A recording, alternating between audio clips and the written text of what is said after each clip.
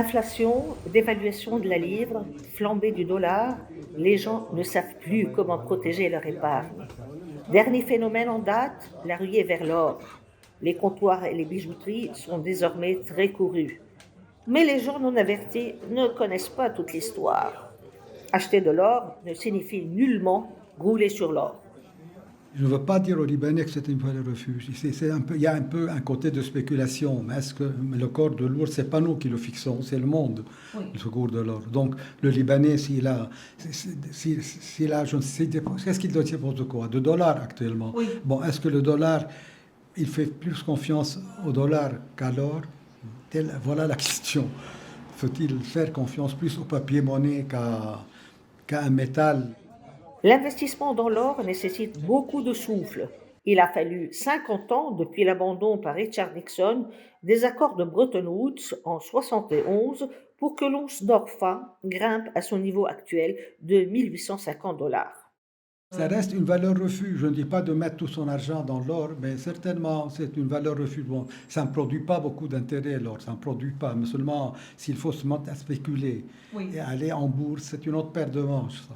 C'est Ah. des gens qui spéculent puisqu'on peut acheter de l'or à terme aussi, Oui. pas nécessairement Oui. vous l'achetez à terme, Oui. bon, vous le revendez à terme, vous le revendez à un moment donné, c'est autre chose. Mais est-ce que le Libanais, il ne va pas passer son temps à aller acheter de l'or à terme, sauf s'il a des sociétés qui Non, s'occupent oui, de lui? absolument. Quand ils achètent un petit Des pièces lingot, de les oui. petites lingots et tout ça, bon, ils payent des frappes aussi, parce que les Suisses ne font pas de cadeaux. Oui. Il faut payer des frappes, il y a le transport, il y a le bénéfice de l'importateur d'or, des lingots. Donc, bon, il, il, il sait qu'il y a une marge où il faut attendre, il faut avoir beaucoup de souffle Oui. pour pouvoir couvrir les marges qui sont ajoutées au prix du cours du jour. Oui. Quel poids de lingots? Il faut se poser la question. Ah. Parce que les Libanais, maintenant, ils ne peuvent pas acheter d'un coup 1 kilo d'or. Il vaut mieux acheter 1 kilo d'or que d'acheter 5 10. grammes, et 10 grammes et 20 grammes. Pourquoi? Parce que la Parce que, commission parce que le kilo impacte d'or moins. est moins, c'est sûr. Alors que dans les petits lingots, vous payez des frappes. Il faut payer des frappes.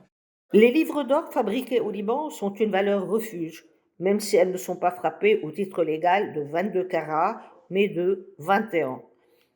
Cependant, leur vente à l'étranger pourrait ne pas être une sinécure.